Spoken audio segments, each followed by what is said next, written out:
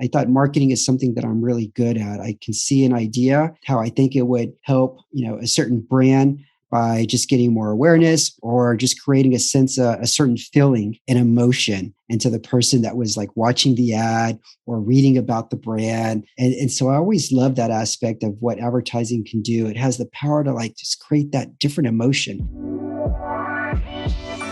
Today I spoke with Eric Melchor, a really selfless guy who sees the world in a passionate and magical light. We talked about his nonprofit, Fly Movement, his work with kids, which was really beautiful to hear, his many tips for personalizing websites, and some serious nugs on networking. This was really, really expansive, and I hope that you enjoy this episode.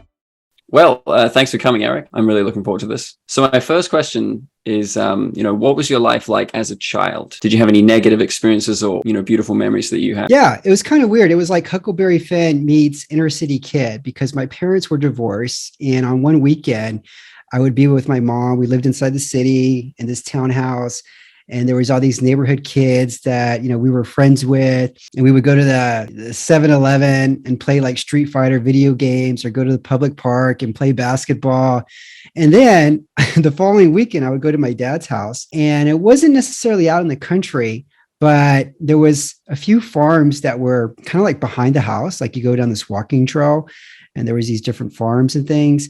And our friends there were very country, like their parents took them hunting. We would go to their house and there'd be like a duck in the front yard and we'd walk in and there'd be all these different hunting rifles inside.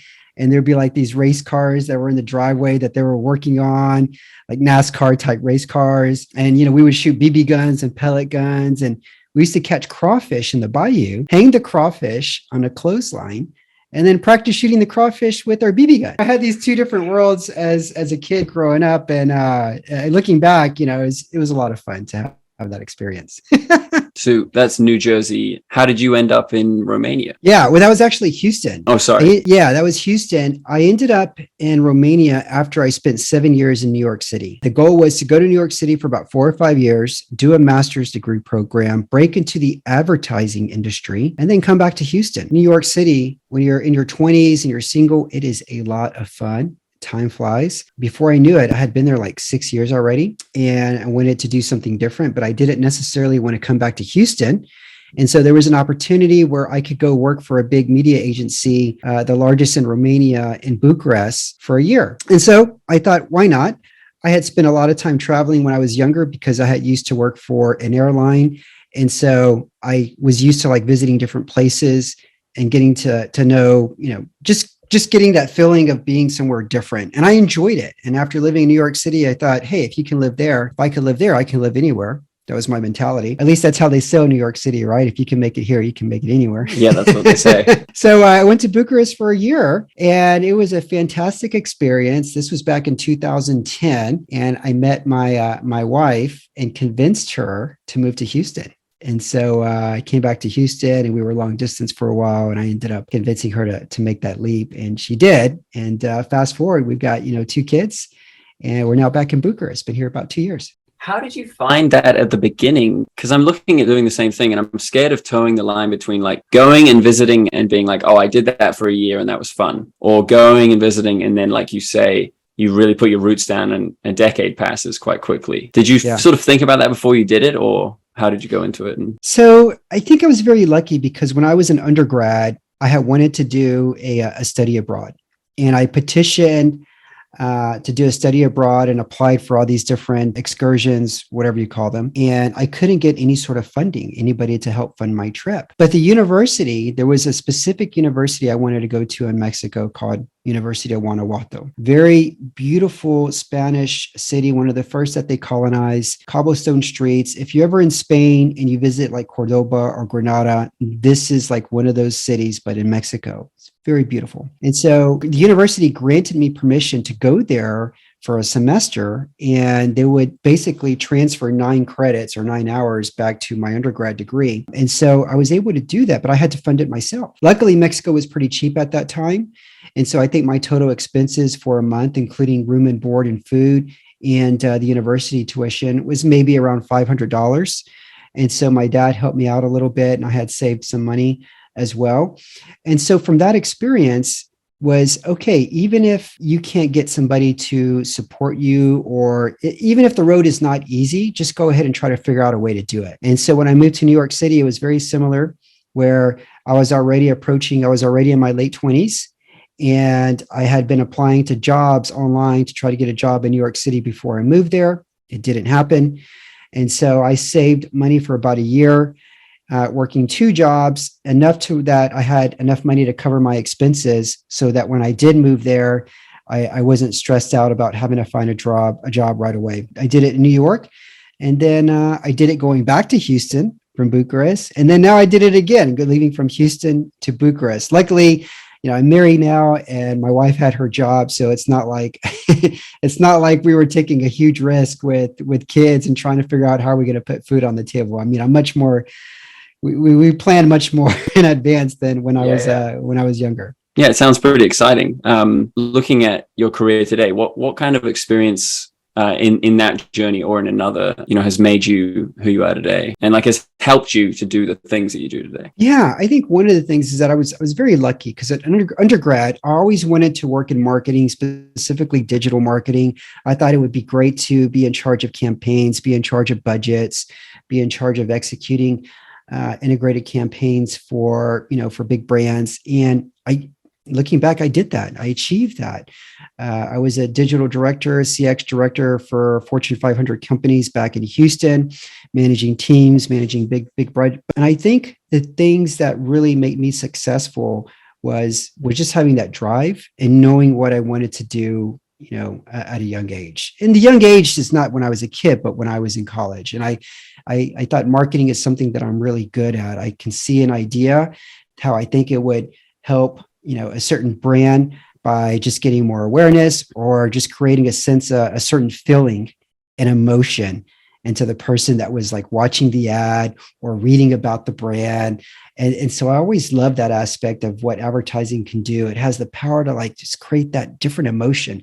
I can still watch P&G Olympic videos on YouTube, and I'll still tear up, because to me, they're just so heartwarming on how they invoke that feeling of love and hope in their commercials. Now, I was never really fortunate to direct commercials like that. Fun, creating different campaigns that drove awareness or generated sales for the brands that I worked with. So really, to answer your question, Connor, it was just I knew what I wanted to do. I was happy doing what I wanted to do. And I felt like I was really good at it. That was sort of my calling. Advertising is a billboard on the side of the road that screams that whatever you're doing, you are okay. Do you know that quote from Mad Men? No, I haven't seen every episode. Man. I haven't seen that every episode. I want to go back. That's one of the shows that I want to watch from beginning to end, though. Yeah, that passion in your voice just reminded me of that scene. If you look up the carousel Mad Men, it's the best scene in the whole show. It's Dawn explaining why advertising is so beautiful, and it just reminded me of what you were saying. Having stalked your LinkedIn, I also know that you've done a nonprofit, and you also run your own podcast. So what does that look like? Yeah. So here's the thing, you're doing what you like doing, right? But does it give you fulfillment? Does it really give you true fulfillment? And although I was really happy with my career and I was doing what I wanted to do, I felt like I could do more. And unfortunately, it's just the way that the world is. You're not really going to have that opportunity to use your entire creativity unless it's your project. Right? Mm-hmm. Unless it's your side hustle, unless it's your business. And so from a very young age, I've always pursued different activities outside of work, whether it was participating in Toastmasters, teaching as an adjunct professor. But when I got the opportunity to create a kids fitness program, it really wasn't, I would have never in a million years thought I would be creating a nonprofit. But when I was in New York, Nike had created the Fitbit or the Nike Fitband. I can't remember exactly what they called it. Yeah, I think it is Fitbit. Yeah. The Fitbit. And I thought the first thing that came to my mind was that, oh, wow, there is a very valuable way here and an easy way to get kids to move more and help curb childhood obesity. And the idea was really simple. I thought everybody sees the idea that I'm thinking of. You give kids fitness bands and then create teams, have the teams compete against each other. Whichever team can generate the most moves wins. And they can win stuff like footballs, soccer balls, frisbees, hula hoops, those are the kind of prizes that they could win. And so out of sheer frustration, because years had gone by, I didn't see this program. Nobody was creating this program. I would do searches online. I thought, surely somebody's created this program, but nobody had created it. And the technology was evolving. There was other brands that were creating the fit bands. And I thought, how hard could this be? I mean, it's a no-brainer. It is a no-brainer. People enjoy wearing these fitness bands. And so that's why I created Fly Movement. It was really just out of frustration because nobody else was doing it. I had the idea. I felt like I could execute on it. I pitched it to 3 principals in Houston, and all 3 said, yes, we want the program. Oh, cool. And I was like, oh shit, sorry. I don't know if I could say that, but I got to deliver now. Right.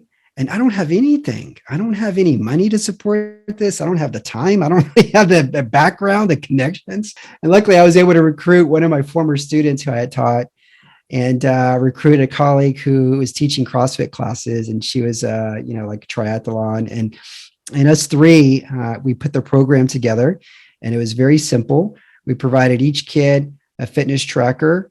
We focused on 7 and 8-year-olds because of the research that we did. That was a crucial age where kids basically start to see themselves outside of what their parents see them as. They start to see the world and realize, self-identity. And so that's where it's a big part of their life when it comes to not just reading, because that's the age where they're trying to read or starting to read fluently, but also health-wise, because if they're obese at that age and they've already... Which age is this? This is like 7 to 8, crucial right. age. And if they're already got bad habits of eating, then that's going to continue pretty much for the rest of their life. And so, that was a crucial age. Plus, it was just a fun age to work with because the kids were just at that age, were excited to see us, excited to wear the fitness trackers. And we would go in the classroom and lead them in some fun exercises and tell them just to wear the trackers. We would come back 2 weeks later, and that's when we would basically present the competition. And we would go into one classroom and say, all right, guys, what is your name? The dinosaurs. Okay, can the dinosaurs as a team generate more fitness moves than the class next door, right? Than the astronauts or whatever that team was next door. And the kids would get so excited.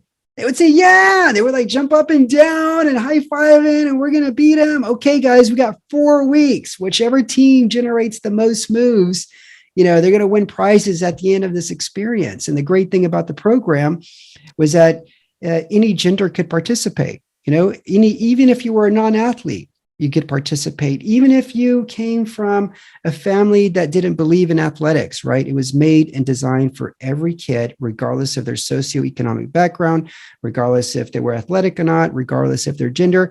I took the parents out of the equation purposely because in my own family, I had relatives who just didn't give a shit about their kids' health. And they were not the kind of parents that were going to be enrolling them in activities and fitness programs. And so I said, you know what? Let's just take the parents out of the equation on this. And we ran that program for about 5 years.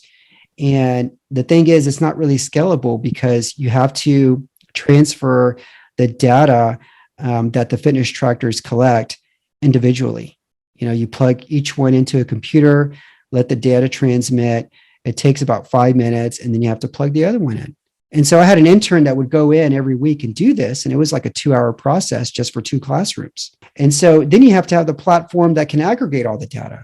And there was only one company that we found that could do that. And so even though the fitness trackers themselves weren't that expensive, the platform to use it was pretty expensive. And so it ended up costing us around $35 per kid. And so when you add that up, to run a program for one semester between 2 classrooms, you're looking easily at $1,500. And that doesn't include any sort of salary or the cost of anything else. And so, we were able to get into 3 schools. But the great thing was that I had the roadmap, I had the blueprint, and I willingly shared everything I learned, all the steps I did with anybody else who reached out to me. And I had schools from Boston, from Mexico, from Canada, from even Europe reaching out to me like, hey, how did you guys do this? And I'm like, here you go. Here it is, step by step. You want to get on the phone with me. If you have any questions, we can do that. But that's why it wasn't scalable, because it was just a very manual effort to do that. That was the reason why. So I discovered, I was like frustrated. That's why I created it. And then when I started doing it, I'm like, oh, that's why nobody else has done this. So that was at the beginning. Have you found a way to tackle that problem? Well, I'm not sure if there's another platform, but I mean, the cost was a big issue, because on average, it was $50 per kid to do this program. There's usually 25 kids per classroom. And then some kids lose fitness trackers, and so you have to have extra ones. Anyway, I mean, long story short, I enjoyed it while I was doing it. If the technology, advanced to where you could just transfer the data instantaneously without having to plug it into a computer, then I would be happy to revisit. But at the end of that 5-year mark, the reason why I stopped is because I had a child of my own, and my responsibilities for the company I was working with were increasingly, I was getting stressed out trying to handle this full-time job as a director for this Fortune 500 company. I got my first child, and I'm trying to run this nonprofit on the side, doing all three things at once. And I just never had a break. And it was like that for like over 4 years. I got burned out, to be honest, and something had to give. And the thing that was going to had to give was going to be the nonprofit. That's really respectable. Yeah, awesome. Yeah. And it was fulfilling. So what I started is like, does your job give you fulfillment? In most cases, it doesn't. Not the kind of fulfillment that it touches your heart and it touches your soul. And when you look back on your life, it's like, what is the thing that I'm most proud of? And that's like, when I look back at my life, it's flight movement. There was kids that were in this program who, I specifically served communities and schools that were underrepresented and that were down on the pole in terms of socioeconomic status. And so there was a lot of kids in there who were migrants, and their parents were either back in Ecuador or El Salvador, and they were living in a state-run, institution. They didn't have their parents there. And the principal, I'll never forget, one principal came up to me and said, Eric, this little girl that we have here, a 7-year-old little girl, she's always depressed. She's always saying that, she missed her mom. And we've been trying to engage her, work with her. And then one day she came up to me and she was smiling and she was holding up her wrists. And she was like, look at my wrists. I'm a part of this game, and we're trying to beat the other kids. I had no idea I was impacting kids at that level. So it's a sense of pride. And when I look back and I think, yeah, that was probably the best thing that I've ever done, outside of trying to be a good parent, which I'm trying to do right now for my own kids. Yeah. I hope you get the chance to do something like that again in 10 years or whenever, because it just sounds like you have so much passion for it, and doing that so much, building opportunities for kids like that. It's just great. Yeah. The last thing I'll say about it, the great idea was like, hey, how about a kid or kids in Romania take on kids in New Zealand? Let's get a game up. You have the scoreboard. People can go online, and if they want to support the program, they can donate. And at the same time, they can just they can just see this, go in real time and look and see who's winning, right? What are the kids doing there? And the teachers could upload videos of the kids doing different games and activities. And you could see the different rewards that, the kids received. That was the big grand vision that I had for it. Just make it a global, competition, who moves more, the Parisian kids versus, kids in Argentina, to make it fun. And so maybe there will be an opportunity in the near future to revisit it again. Who knows? Yeah. Well, I hope you do. And I think that'll work pretty well. Kids just love competition. They'll kill that. Yeah. They get so excited. You think that they don't, you think that, they're too young. No, they do. No way. They do. I tell my son who's 5, let's play rock, paper, scissors. And he gets excited. He's excited to play. Yeah, totally. Yeah. That's so beautiful.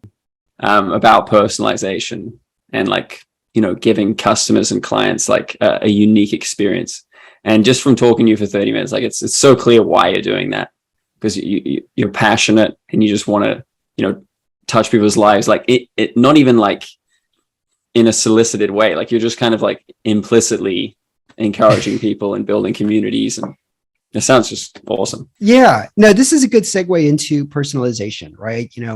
And so something that happened recently, my son, he loves to climb trees. He's 5 years old. We go to this park next to where we live. beautiful tree. It's got all these different vines. He thinks he's Tarzan swinging across the vines. And so this past weekend, I had to get a part for our toilet where we live. And so I had to go to this Home Depot. I don't know if there's Home Depot in Zealand, but it's this big place and they sell all these parts for your home and things like that. And so I thought about it and I said, James, his name is James. Hey, James, you know that desk that Daddy uses in his office? Well, it's made of wood, and wood comes from trees, like the tree that you like to climb. Well, Daddy's going to go to this place where there's all kinds of wood. It's got different colors, different sizes. Some of them even smell differently. Do you want to go? Yeah, I want to go. He gets all excited. Yeah, Daddy, let's go. Right. All right. Let's go. We get in the car. You know, I look back in the rearview mirror and he's got this smile. He's anticipating this place where there's all kinds of wood. You know, now that I think about it, in his mind, it's probably expectations high. Yeah, he's probably thinking, "Oh man, there's going to be a lot of trees to climb, right?" And maybe I should have lowered expectations for. And so we get there and we park and we go in, and he's like in awe of how big this place is, because I don't think he had ever been in a Home Depot before. And so I said, "Hey, let's go find out where all the wood is." And I'm like, "Look at that little forklift over there." He's like, "Oh, that's cool." You know, we find the wood. And he's like, "Hey, can I touch it?" And I'm like, "Yeah, go ahead, go touch it." And he's trying to lift it. And he's like, "Oh, it's too heavy." He's like, "Daddy, can you lift it?" I'm like, "No, it's too heavy, you know." But you know, let's check out some other wood, you know. And then after like a few minutes, I said, "Hey, this place also has plants. Do you want to go smell some of the different plants?" And he's like, "Yeah, let's go." And so we're like smelling the different plants. And then finally after that, I'm like, "All right, okay, Daddy's got to get this part. We get this." And we leave. I think we were there maybe 15, 20 minutes max. I turned a trip going to Home Depot. I turned Home Depot into Disneyland for my kid, right? Okay, maybe it's not Disneyland. I'm exaggerating here. But what I did is that I made it an enjoyable and memorable experience by taking a little bit of time and effort to think, how can I make this, you know, enjoyable and fun for him, right? Mm-hmm. And so how does this translate into personalization? Well, I think as us as parents, we always think that if we want our kids to have fun and have a good time, you know, we have to do something like maybe take them to a place where they can do the bouncy thing and jump, or take them to a place where they could ride go-karts, or take them to get ice cream. And all those things are fantastic, right? But if you use your creativity, and kids have imagination, I mean, they'll play, you know, sometimes for hours by themselves, but using their imagination. But this trip to Home Depot turned it into Disneyland. Well, if you have a business, and if you have a business, 99% of the time, you're going to have an online website, right? Or a website. Well, if you just take a little bit of that time and effort, right, and creativity, you can turn what would be a generic, you know, underwhelming experience on your website into a really enjoyable experience for your visitors. And so that's what I'm here to talk about, just kind of give you some tips on what can you do right now to create your website, make it into more, you know, personable for your visitors. And so, you know, I've got some examples that I want to share, but that's what I'm here to talk about, Connor, personalization. Yeah, let's hear it. I'm already like turning the cogs in my head about how to make my own website more personal. It sounds quite difficult to make it unique. Yeah. So the good thing is that the tools are now available for marketers to actually make this happen without any sort of coding, you know, background, without having to rely on an engineer. You know, the OptiMonk platform is very easy to use. I use it myself. If I can use it, rest assured, I'm sure you can use it, because I am not a coder. And in fact, I don't even know HTML. So that should tell you something right there. Yeah. But I've created campaigns for different segments. And so I'm going to give you 3 tips. Let's just focus on 3 simple tips here on how to create personalization. So let's suppose that you have visitors coming to your website organically, and you do not know anything about them. Right? So how are you going to create personalization for a visitor that you know nothing about? Well, let's say you're in the health and wellness space and you sell 3 core products. Maybe one product helps you gain muscle. Maybe another product helps you lose weight, and another product helps you sleep better. Right? And so through the platform, it could recognize an organic visitor without any sort of history. So the suggestion would be, instead of just letting them guess their way into finding it is what they want, why not present a little message, a little side message or pop-up that asks them, hi, welcome to whatever the name is of your brand. Can you please help us answer this? Are you interested in losing weight or gaining muscle or sleeping better? Answer this and we'll give you a 10%, discount coupon. Well, our clients who use this method of trying to segment organic visitors they know nothing about, they see about a 25% click-through rate when they are presenting their organic visitors questions like this. And so if a person says, okay, I'm here to get put on more muscle, they would see a thank you message with the coupon and says, hey, thank you so much. Here's your 10% coupon. By the way, would you like to receive content related to how to gain more muscle and promotions, on our products where you could gain more muscle or something like that, right? If so, just enter your email address. Well, because you've already created this micro engagement by asking, what are you here for? We're seeing about 30% of people willingly leave their email address, right, from that second pop-up or that second engagement. Okay. And so now, because you're making this experience personalized in real time, you can actually start creating the rest of the website experience, whatever it is that they're interested in. So if I was interested in trying to gain more muscle, now that I know that about you, now I could present a specific landing page or even another message that just simply says, oh, fantastic. By the way, here's our 3, top products on how to gain more muscle. So now the person no longer has to do a search or try to navigate their way into finding it is what it is they're looking for. They basically, hey, here is a website or a business that wants to find out what my problem is and present valuable information and a solution to help me get it is what I'm looking for. So that's an example of number one for organic visitors. Before I go to the next example, what do you think about that, Connor? Yeah, it's nice. I've spoken to the guys at Jebit who run like quizzes on landing pages. I was just thinking as you were speaking, do you have I have 2 questions and then we can go. Do you have integrations to social media where you could do a poll on Twitter or Instagram that data would be carried through to the website? I believe so. And the reason why I say I believe so is because you can transfer campaign parameters. For example, on a Facebook campaign, you can transfer those parameters inside the platform. And so that way, when they get over to OptiMonk, they can see the specific messaging that you had in those ads based on the campaign parameters. So I'm 99% sure you can do that with the new platform. There's companies that are already using that we've been beta testing this with that are having a great time basically making the headline of a landing page the same value proposition of a specific Facebook ad. And so they're running different Facebook ads, promoting different value propositions, and whichever one somebody clicked on, they go over to their website and they could see that specific value proposition as the headline. So we have one company called BlendJet, and they like to highlight that their blender is it's easily portable. It's also powerful. And it's also, you can easily charge it up with the USB or UBS cable, right? And so depending on whatever ad somebody clicked on, when they click on the ad and they go to their landing page through the platform, that person's going to see a headline and copy related to the ad that they clicked on. So I'm about 99% sure that we can do that with quizzes as well. Nice. I really am behind the premise. And I'm sure that the 25% increase in click-through rate that's brilliant. But when, my intuition with a pop-up that asks me questions, I'm not giving it any time. A pop-up comes, I'm white space, click X, escape on the keyboard. Do the pop-ups come, is there a timeline or is there any parameters that set them off or do they just come up?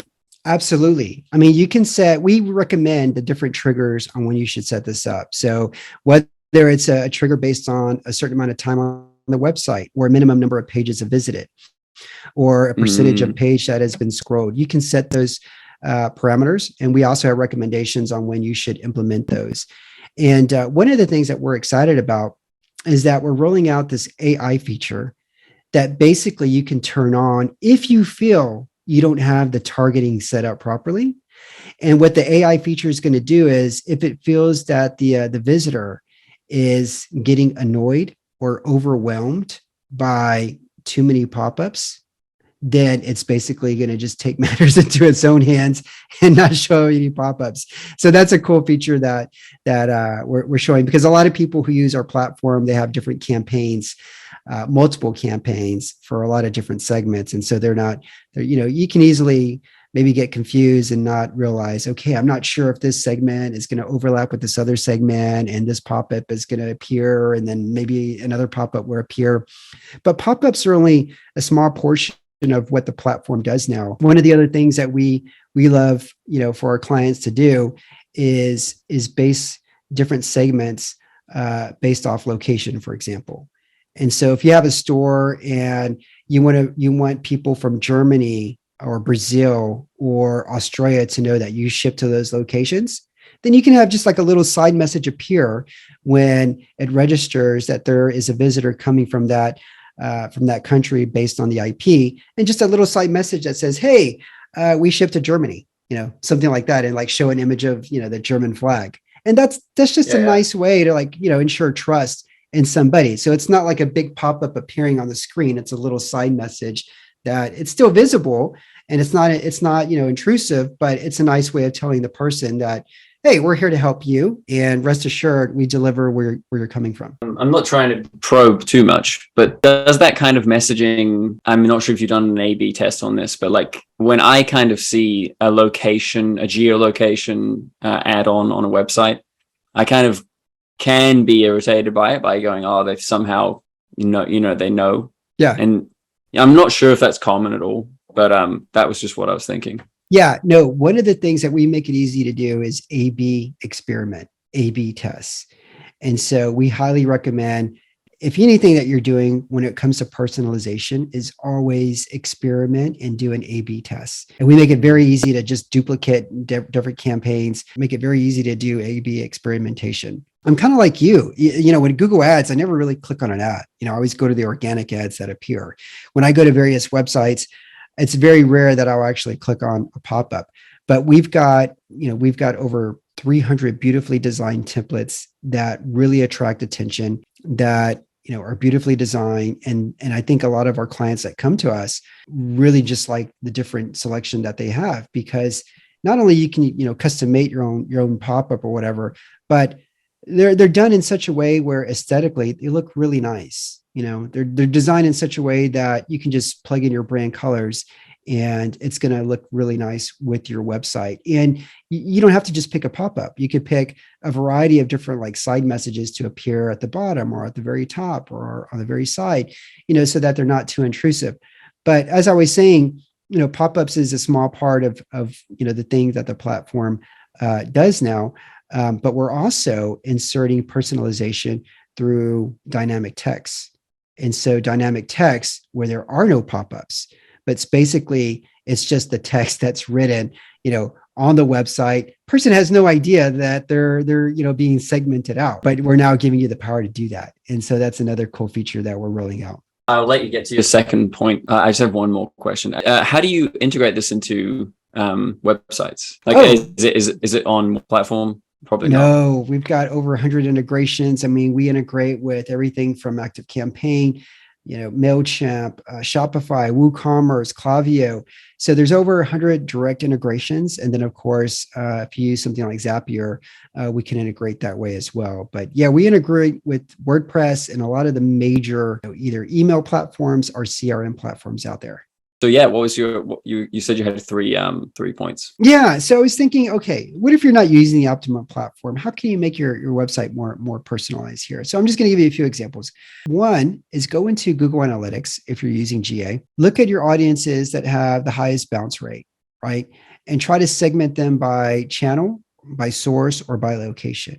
And so, for example, let's say you're getting a very high bounce rate from people coming in from Instagram, for example. And so through that, and what page that they're landing on, then on that specific page, ask a question like, hey, welcome from Instagram. We would love to know, what can we help you find? why are you here? Yeah. And just ask that question. I mean, there's tools out there. We can have like a little window pop up and say, were you able to find what you're looking for, or just have a little message. And if you can't do that, then just, put that on the page itself. Like, welcome from Instagram. Love to have you here. Can you help us find out what you're looking for? Just try to ask the person. That's the best way to figure out how can I make that experience better. Right. Yeah. So that's just replicating the brick and mortar store kind of experience. Yeah. Ask them directly. So that's one example. Another example is if you have coupons on your website and if they're generic, one way that you can increase the conversions on those coupons is by adding the month. So let's say you have Connor VIP as a coupon code, right? And instead of Connor VIP, do like October Connor VIP. And then every month, you switch it out. So you have December Connor VIP. And that usually will increase your conversions by about 10% for people that are trying to take advantage of that coupon code. Just that. And this is not really personalization, but for a specific segment, it's just a little trick that you can do to just make it feel like it's more special than what it currently is. Last thing I'll say is instead of using like a generic pop-up that's trying to get people to submit their email to subscribe to your email list, instead of doing that, try using an exit intent trigger pop-up, meaning when a person is trying to close the window of the website or leave the website, you have a little pop-up appear and offer some sort of incentive. That will actually usually, more than double the conversions that you're getting from your generic pop-up. So those are my 3 tips there. Look into your GA, find out the segments that are performing the worst. Try to make the coupon codes, if you're using Enid, a little bit more special by adding the month in front.